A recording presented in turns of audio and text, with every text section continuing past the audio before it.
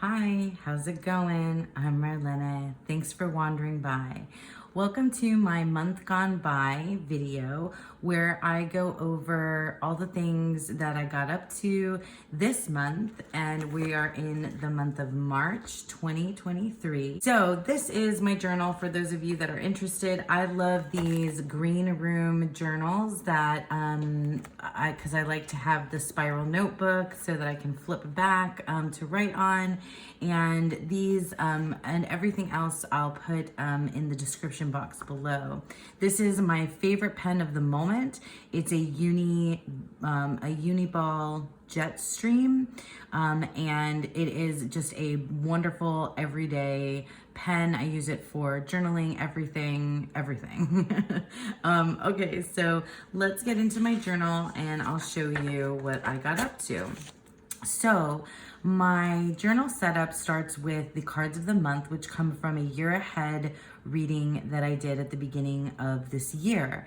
And I like to pull out these two cards at the start of every month to kind of set the tone and the energy for what I am, what I'm doing for the month. And this month was from the Thoth Tarot, the Emperor, and from the Tantric Dakini Oracle, the card was Cutting Through. And I also purchased the Canon Ivy photo printer, which is how I printed these images of the cards. And I have been wanting this Canon Ivy for some time, but it recently just went on sale on Amazon and I had to snap it up. And I'm telling you, I'm obsessed and I've been using it like nonstop ever since I got it. The themes for this month kind of they ran the gamut and you'll see how I kind of that weaves through my life and my practice and everything as we go through. But the Emperor really stood out as a very big energy that was with me throughout the month because he was my card of the month, but also through the practice of the Deacon Walk, which I'll talk about a little bit. And yeah, just this energy and this idea of cutting through really was key for me to pay attention to this particular month. And then I set up, I'll just go through my journal and then I'll get back to these different sections of things that I did. I set up with my practice and studies for the month, and I list my tarot decks, I list my oracle decks, and then I did this little spread that goes over what I was reading, what I was watching and listening to, my works. This one I had set up for really because of my poetry writing, but something else came about this month and I'll show that to you shortly. And then else and other things that were going on. My dad's birthday, my daughter Rory's birthday happened in the month of March as well. So let me just really quickly go over this particular practice, the animal gnosis, which I've mentioned before, and Tegan at Cosmic Creepers Tube here on YouTube has a Patreon that I belong to, where she does something called the Animal Gnosis, among other things that she offers her patrons. And here's my hedgehog card. So this month was the hedgehog, and alongside the Emperor, the hedgehog was a theme, and the gnosis of that animal had to do with protection and boundaries. I leaned into that idea quite a bit this month as well. And also like an inner curiosity. Hedgehogs are adorable. I had my hedgehog card. This one is from the Untamed Animal Spirit Oracle. And I had another one of a couple other hedgehog cards that I found in my other decks as well out on my reading table that really pulled in that spirit of curiosity, boundaries, and that was with me for this month as well. So now, yeah, I'm going to jump into one of the practices or one of the things that I got up to that is not tarot related, and that is watercolor paintings that I got into. So yeah, let me show you that. So some of you might have seen that a video that I posted last month where I showed off this beautiful glass dip pen that I got. I originally got it for writing, just writing alone. I wanted to use it for special writings that I did with poetry, but I fell down a rabbit hole of seeing folks like an artist specifically who use glass dip pen for watercolor paintings, and I wanted to try it. And I'm not an artist at all, but I just wanted to play, and so I did. So I purchased. I didn't make like a very large investment. What I got was relatively inexpensive for my budget on Amazon. This set of different colored inks. So yellow and this blue is really pretty. Let me see. I'll open it up and see if you can see any of it. In here. So these are glittery ones too. They're not as good as the ones that don't have glitter. You gotta really like shake them up to make sure that the ink drips off of the glass dip pen. So I purchased this and I wanted to play, doing watercolor drawings. So I got some inspiration by going to the library and getting a few watercolor flower and botanical books, just, for inspiration. Let me see if I can flip through this one. I did not read these cover to cover. I really just kind of thumbed through them to get some inspiration and ideas. My watercolor drawings are nowhere near as beautiful as what you can see in these books. So that was one of the books. And here's another, Everyday Watercolor Flowers. And this one was my favorite. I got a lot of inspiration. Oops, I just hit the camera. From this book, that was one of the inspiring, this one inspired me. There's a sunflower in here that I was also really inspired.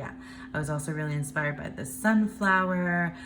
So really beautiful artwork and just, fun to thumb through. My daughter had fun thumbing through these as well with me and playing. This one is painting Watercolor Botanicals. This has a lot to with like leaves and things like that as well.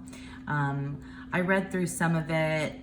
This is more specific, not specific to using a glass dip pen at all. Here's the foliage. So beautiful. So then I just played and so here is some of the work that I ended up with that I'd like to share with you.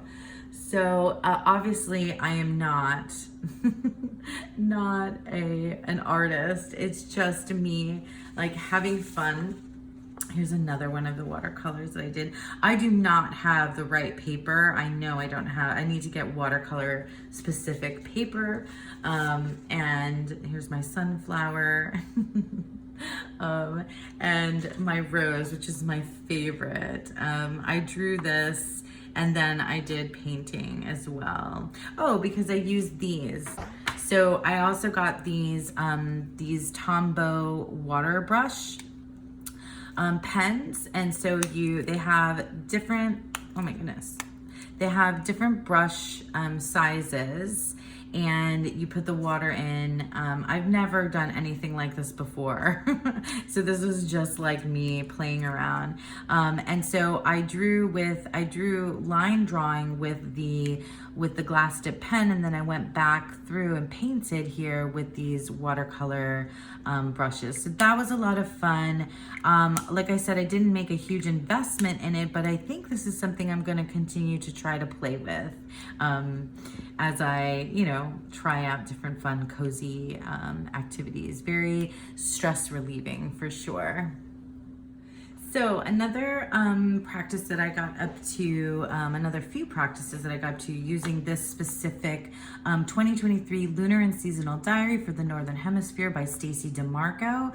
I've been using this for kind of some specific things, and one of them, I'm getting to know the Wheel of the Year because it's not something that I have worked with really before, and in March is the spring equinox, Ostara, and so this calendar is beautiful because it has all of this lovely already printed things that you can read about the spring and the goddess for the month, and it also starts out with a like journaling prompts and questions. And for the month of March, I filled this in, and it ended up being like a 9-card spread, and I used the Ostara Tarot in order to answer these questions and kind of get, getting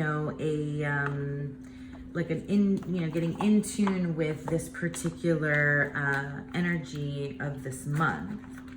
The Ostara Tarot, show you it a little bit, is it's a deck that I've had for some time, and I really wanted to use it here for this month as a month ahead reading, and it worked really beautifully for this particular practice. This is a deck that I know has some kind of conflicted I think feelings about, because it is a deck that's collaborative, so there are several different artists that worked on it. And I really enjoy it. It is difficult sometimes to know what suit you're in, because it gives you the number, but it doesn't tell you the suit, and the depiction doesn't always clearly show that this is cups or whatever it may be. I do love the artwork. It does feel cohesive to me, but oh yeah, I got the Tower card in a really interesting place. So the Tower card I got for what would give me joy this month, which is interesting too, because the Tower is one of the cards for the Deacon for the first Deacon of Aries. So that's interesting that came about. This deck, it's beautiful. I'm really glad that I brought it out for this particular reading. I love this Temperance card so much. I do, love and connect with animal imagery, and this has quite a bit of it. And yeah, it really worked well for me, and I will definitely be using this particular month ahead reading again. I won't be using the Ostara in next month. We'll use something else, but yeah, so that is the Ostara Tarot. So another practice that ended in the month of March for me was my I Ching study. And I have a whole video dedicated to the I Ching study. I have a study buddy group that I worked with, and basically what we did was, beginning in January, February, and then ending in March, we went through the 64 hexagrams of the I Ching day by day, and we went through them and kind of sat with the energy and understanding of and learning about that particular I Ching hexagram every single day for 64 days in a row. And it was a wonderful practice. One of the things that I loved the most was just talking to my study group and getting the learn and doing that collaborative, collective learning together. The process was wonderful. I loved learning about the I Ching hexagrams. It was a very elemental kind of practice for me, because the trigrams are made up of elements like this one, fire above, water below, as you can see. And I used mainly the Visionary I Ching cards and some other decks, but this one is my favorite. Here are the backs. I've shown this deck plenty of times here on my channel. It's stunning. We tied, as we went through the 64 hexagrams, it was really an ebb and flow, an up and down, a roller coaster ride of emotions, sometimes redundant, you know, and some of the themes were kind of difficult for me to understand. I used the Barbara Walker I Ching of the Goddess, and she had a really amazing, or has a really amazing, like kind of feminist bent on the I Ching divination system. You know, my takeaways from this particular practice ended up being that I'm not really going to continue my study of the I Ching at this point. I may circle back to it at another, you know, another point in time, but right now, I kind of want to pursue some other things. And while I appreciate the I Ching and what I've learned so far about it, there's a lot of it that's like really kind of over my head and overwhelming. So I'm, you know, just being transparent with you about that I'm not prepared to delve into at this point in time. I did learn how to cast coins, which I did here at the very end of my study.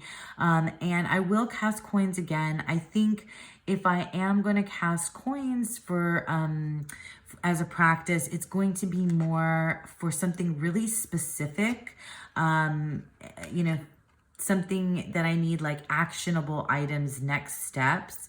And I do eventually want to learn about the changing lines because I have not reached that point in my study yet. But it was a valuable practice. I'm glad that I did it. But for now, tarot will remain my main jam, my main divinatory system. But I certainly enjoy and this particular deck, the Visionary I Ching cards, and alongside the tarot as well, which we as a group incorporated into our study and practice. So yeah, so that is my I Ching update. So another practice that I started in the month of March is the Deacon Walk, the Deacon Walk 2023. And I'm not going to spend too much time on this because I have dedicated videos to it, which I'll link to you below if you haven't seen them already.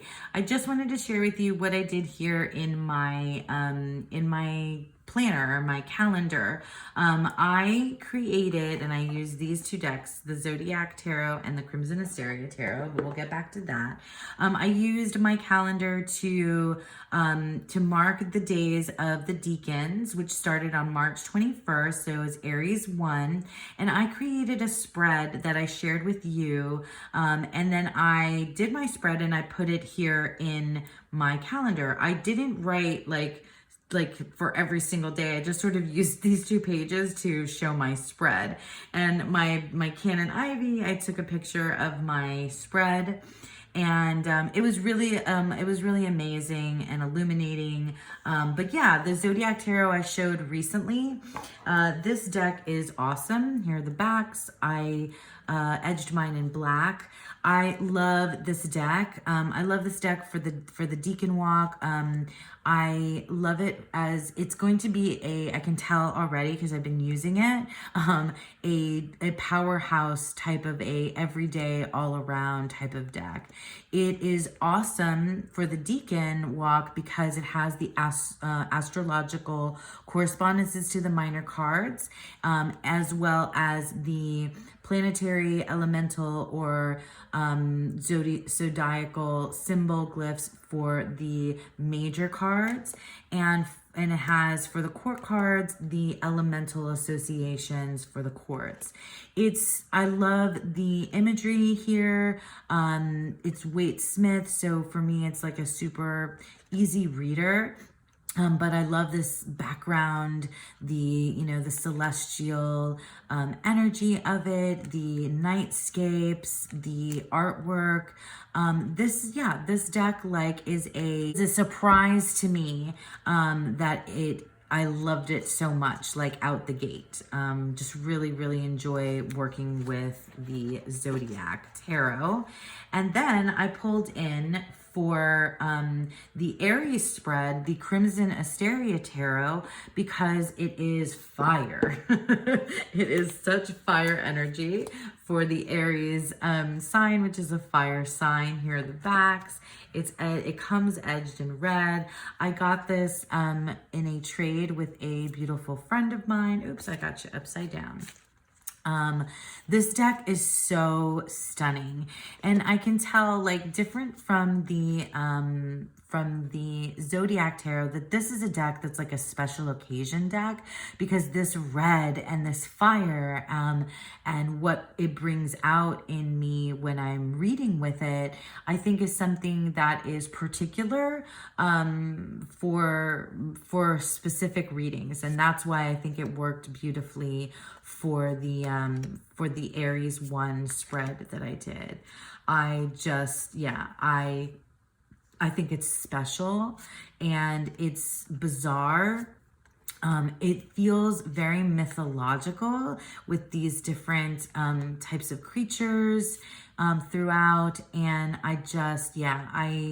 I'm looking forward to working with it again. But like I said, I think this is going to be one that will come out for very specific and special occasions. So that is the Zodiac Tarot and the Crimson Asteria Tarot that kind of started this Deacon Walk practice with me. So another practice that I wanted to share with you that was part of March for me, and it wasn't like the entire month of March, but like a pocket during this month, is what came about when I was rereading the SelfWorth Path. So the SelfWorth Path is a book that was written by my friend Lisa Pepez, and she has a membership here on YouTube that many of you probably already know about. In her Unicorn Fam, she leads us through the themes and ideas that are in her book about self-worth. And so this month we had a focus on step 2, which is nourish yourself, and connected to the High Priestess in the tarot. And the themes running throughout the book or throughout that particular chapter have to do with intuitive eating, body image, and for me, that practice brought up a lot of shadow kind of things for myself that have to do with my body image, my childhood, my teenage years and young adulthood, and up through now, and things, not only specific to body image, but it kind of branched off from there into a whole mood of my kind of inner child and inner teenager, and insecurities and things like that. And so this sort of ideas led me to these 3 decks, which are the Beautiful Creatures Tarot, the Stolen Child Tarot, and the Nicoletta Ciccoli Tarot.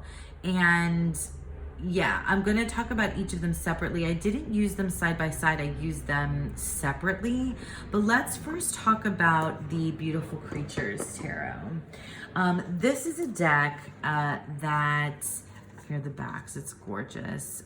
It is not easy to shuffle. It has these pretty purple border or gilding, but it is sharp, and this is the type that kind of wears off, which you can see. This deck I had purchased for myself, but then I ended up giving this deck to my daughter to play with, and then because I didn't think it was going to work for me. These big-eyed girls. So there's been lots of talk all over YouTube about this particular deck and the big-eyed girls, the Jasmine Beckett Griffith artwork. Anyway, so you can... I just want to give you my input. For me, I don't know why. I suppose it has to do with like an inner child kind of. I felt like I was pouty. I was feeling pouty. And I'm like, what do I want to reach for while I'm feeling pouty? And I thought of this deck and I snagged it back from my daughter, and now I'm in love. I've been won over, like so many of you, by the big-eyed girls, and I never thought I would. And this sort of like was like an entry point into this particular type of work for me with the beautiful creatures. It just helped me identify emotions. It helped me bring those emotions to the surface, and in an intensely kind of playful way, if that makes sense. Like, even though these images are melancholy and sad, you know, it helped me identify what the hell was up with me, basically, and think about it and have like a place to go from there. And so it was like a gateway for me into the more intense deck, which is the Nicoletta Ciccoli tarot, the Nicoletta Ciccoli tarot. And so because of the beautiful creatures and my poutiness, I impulsively went and purchased the Nicoletta Ciccoli. I have known about this deck. I have wanted this deck, but I knew that it was not time for it yet in my life. And then now it was.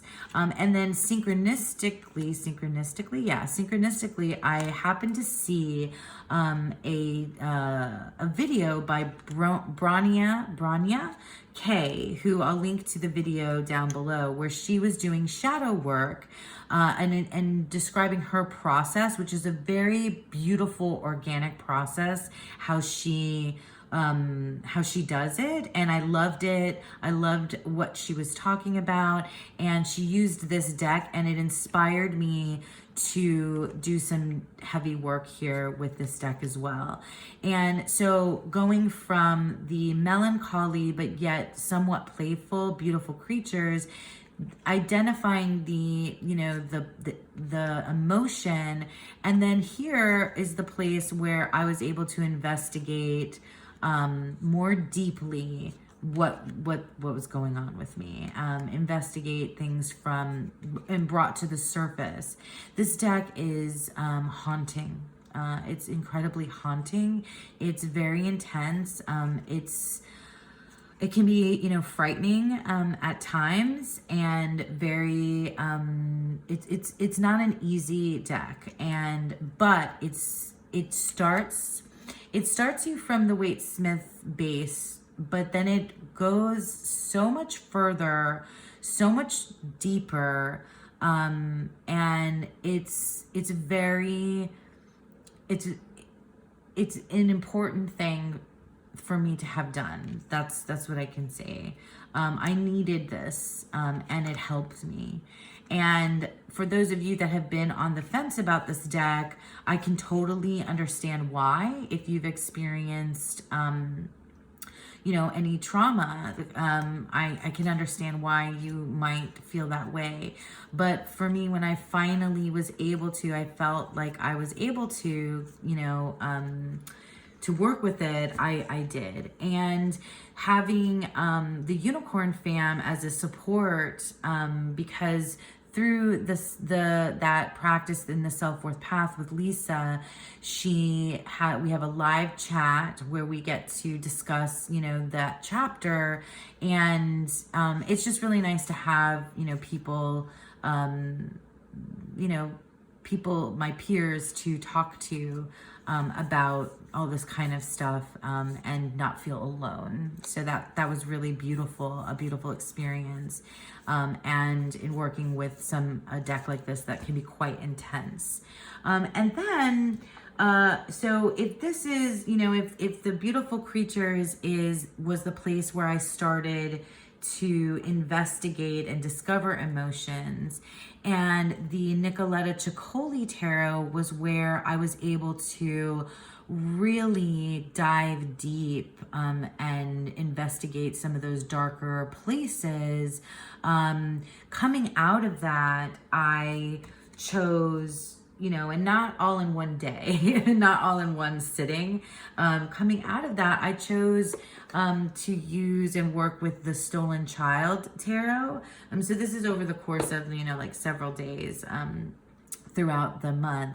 The Stolen Child Tarot to kind of rediscover and circle back to my, the beauty and innocence, like the Nicoletta Ciccoli feels like innocence lost, and this deck feels like innocence regained, and that spark and imagination and wonder of childhood that, you know, growing up and dealing with, you know, things that happen to one along the way can, you know, scar that feeling for a person. And this deck is one that kind of is deep and meaningful and beautiful, but also brings you back and lets you reignite that feeling of wonder and awe at the world and being alive in it. So certainly a powerful trio of decks here, each on their own. The Stolen Child Tarot, the Nicoletta Ciccoli Tarot, and the beautiful Creatures Tarot. And now, on a much lighter note, to talk to you about what I was watching and listening to. I didn't listen to podcasts too much this month. I just started watching Doctor Who, and I am continuing to watch Stargate SG-1. It's like our family show that we're into right now. But I have been watching, like everybody else, it's all over in our community, because this tarot deck, the Buffy the Vampire Slayer tarot deck, just recently came out, and it's all over the place. So I won't, you know, I'm sure you guys have seen it, so I won't spend too much time on it, but I've been watching Buffy with my daughter Rory, and I watched Buffy when I was younger. When it came out, I was in my late teens, early 20s. And I did like Buffy then, but I wasn't an avid, rabid Buffy fan. But watching this now with my daughter and experiencing it through her eyes has been amazing. Love, love, love that Buffy is the Emperor. And as you know, if you watched from the beginning, the Emperor was a really important card for me this month. I edged mine. This isn't mine, actually. This is a birthday gift for Rory. I should say, this is not my tarot deck. This is my daughter's. I got it for her birthday, and I edged it for her in red, and she absolutely loves it. And we've been playing with it together. I don't mind that the deck has spoilers, even though I don't really remember what happens. I'm in season 4 right now. I don't mind that it has the spoilers. This is an old show, so I watched walkthroughs on this deck, and it's just been really fun. And it's a really good deck. It really calls upon the themes of the show, and it was done by someone who knows the tarot. There's some great walkthroughs on it, so I'm not going to spend too much time talking about it here. But yeah, so Buffy the Vampire Slayer. So the one book that I did read this month is Imako by Octavia Butler. And this is the third in a series called the Xenogenesis Trilogy, or the Lilith's Brood is the name of the trilogy. It's fantastic. It is, I've talked about it before. I've talked about the first 2 books. I enjoyed this one. The first book, though, Dawn, called Dawn, is my favorite. Each book is told from the perspective of a different character. So each time I went to the next novel, it took me a while to get invested in the new character's perspective. But I've absolutely loved this series. It really has much to do with it's about aliens. But there's like universal themes about identity and family. There's a lot to do with like gender identity, gender roles, and it's, you know, and alien and other, and really discovering yourself and your limits, and it's just and humanity and relationships. Like there's so much, so much in there that I really just absolutely loved it. But again, my favorite was the first book, called Dawn, where it was told from the perspective of my favorite character, Lilith. And I started to practice. I made a dedicated video about this already, but I can share with you a little bit more. This is the Dream Vision Tarot, which is the deck that I like to pair with this particular series, because here are the backs. It has this shiny holographic edging. This is the perfect deck for this novel, and I like to do a reading kind of before a tarot reading before I sit down to do my reading session, where I want to kind of tap into where how I connect with the main character and what the novel is trying to tell me. So I ask myself, you know, how am I like the main character? How am I not like the main character? What is this book teaching me? And where are we gonna go from here, so that it takes me into like how I'm experiencing the novel. And I've really loved incorporating this practice into my reading life. And if you haven't ever done anything like this before, I really encourage you to try it out. This deck, the Dream Vision Tarot, is, like I said, a perfect match for this series, because these spirits, these alien, otherworldly beings that are depicted here, I feel like really match the tone and the spirit of this novel, this series, and I have absolutely loved matching them together. The readings have been totally spot on. It was just a wonderful practice for me, and super highly enjoyed that. So that is the Dream Vision Tarot and Imako, the third book of the Xenogenesis trilogy by Octavia Butler. All right, so the next bit of this video, and this is probably like the longest video ever in the history of my videos. I don't know, it feels like that. Anyway, the next bit of my practice for the month was really like the main practice throughout the month. All the other stuff was just like kind of here and there, whereas this practice was throughout the month of March. It is part of the monthly medicine that my friend Dawn Michelle does in her membership. Always leave a link to that down below. But along with the themes that Dawn Michelle created for us in her guided practice, I chose to work with a fairy theme in the month of March, and it was really it really worked very well with everything else that I had going on. It was a beautiful experience. So I finally got the Fairies Oracle by Brian Froud, which many of you have already seen this deck. I edged mine in this kind of like golden brown, and I cannot believe I waited so long to get this deck. It is amazing. Amazing. So many of you have already shared your experiences with it that I've seen on TarotTube, and everybody is right. This deck sort of was the leader of the pack in terms of my fairy decks, and this deck is the one that set the direction of my readings. I picked a card. I did a daily draw. Well, not every single day, but most days in March. And it led me to the next tarot deck that I was going to use to work with it. It guided, it took me, you know, directed the reading, basically. This is my favorite card in the whole deck. Love it so much.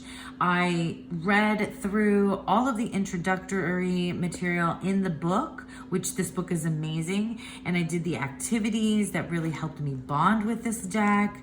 If you have this deck and you haven't done that already with the book, like, I think like you gotta get on that, because it's so worthwhile. It's just such a valuable experience. And yeah, I just absolutely loved working with the Fairies Oracle. It was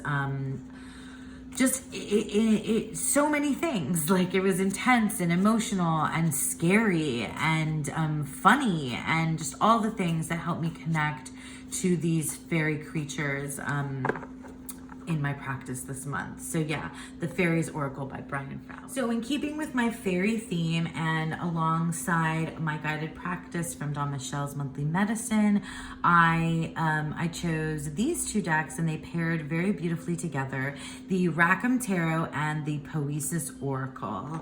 And this is the Rackham Tarot, that's the backs. And here's the Poesis Oracle, the backs of that.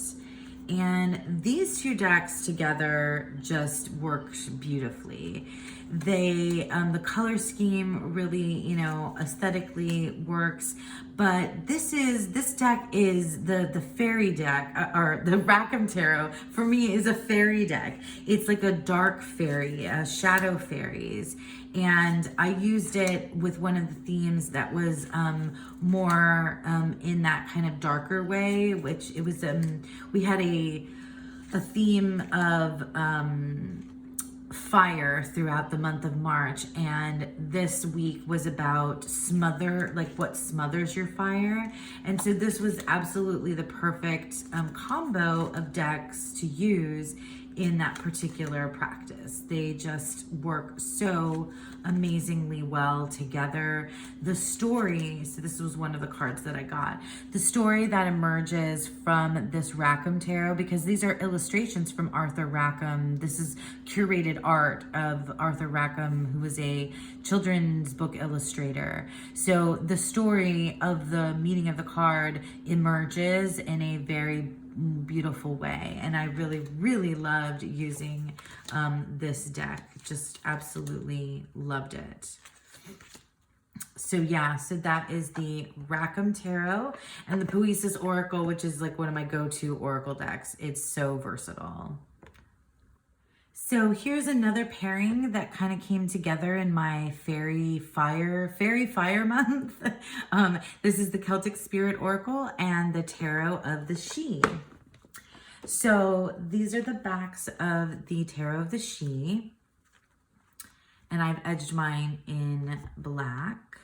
And these are the backs of the Celtic Spirit Oracle. This deck has a weird bow in it that drives me bananas.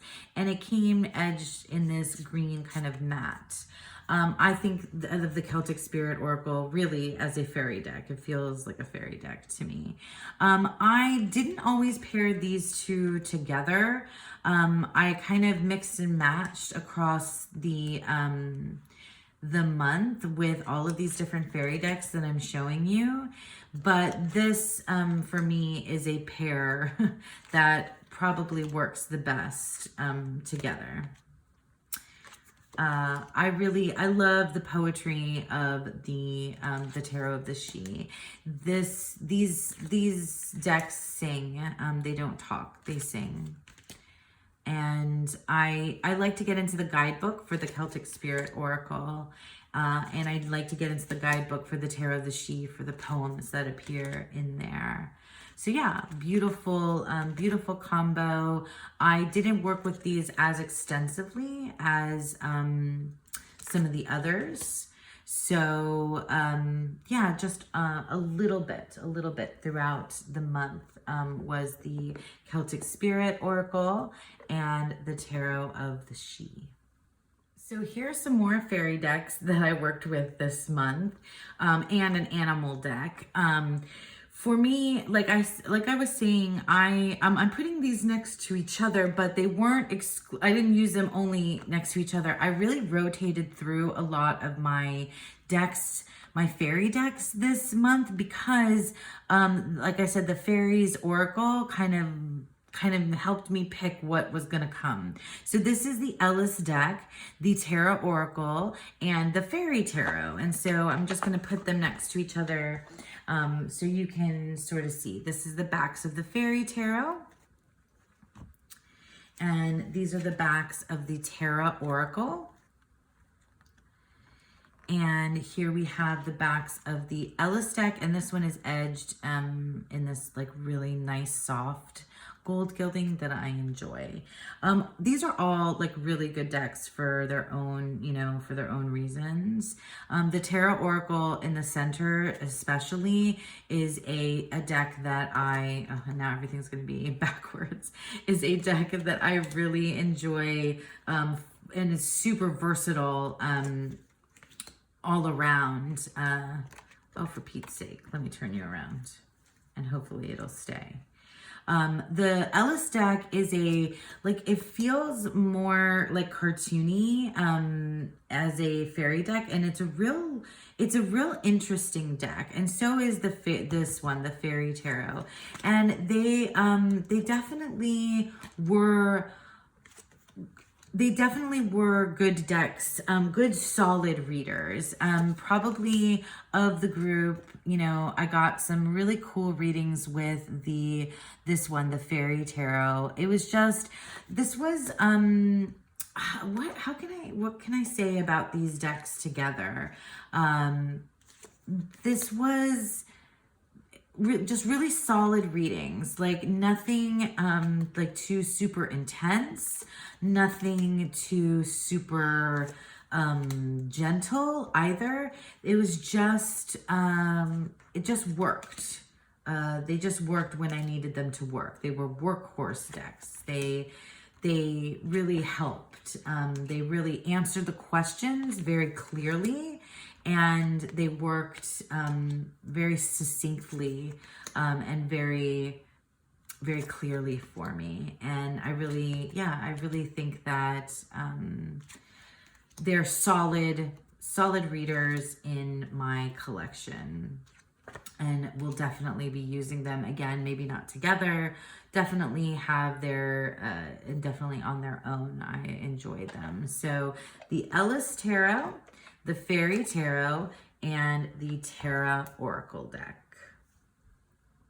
Okay, we made it to the end. Last, but certainly not least, is probably now my favorite fairy deck in my collection. This is the deck I reached for the most throughout the entire month. This is the For Hoxa Tarot by MJ Cullinane. I am a fan of MJ Cullinane. I think I want to collect all of MJ Cullinane's work. I have the Crow Tarot as well. Here are the backs. I can't believe I've not edged this deck yet. This is the indie version of the For Hoxa Tarot. I believe it's available for pre-order mass market now. This deck is so beautiful. I relate to the characters in this deck quite a bit. They speak to me in a story-like way, in words that just I understand. They answer my questions. They were guides. They were spirits, fairies, helpers, friends. They kicked my butt when I needed to be kicked, and they made me feel better when I needed to feel better around what, my questions and what was going on in my life. And this artwork and the way that MJ Cullinane interprets the tarot just really resonates deeply for me. And I really felt transported into another world and very much held by the spirits here the fairies that became really good friends. This is the cover art, so beautiful. And I got a lot of fire. I got a lot of fire cards this month, which makes sense. It was very on point all month long, and I absolutely adore this deck. My strength card. The way that the fairies interact with the landscape around them is just like, look at that. I mean, it's just so amazing. Their positions and in a spread, it just comes together so wonderfully, so beautifully. Yeah, absolutely, hands down, at this point in time, the Watercolor Tarot is my favorite fairy deck. Alrighty, so that's it. That is my month gone by of March 2023. Thank you so much if you stuck around with me through this whole video. I really appreciate you. And once again, thank you. And I hope that you all have a beautiful, wonderful day. Bye now.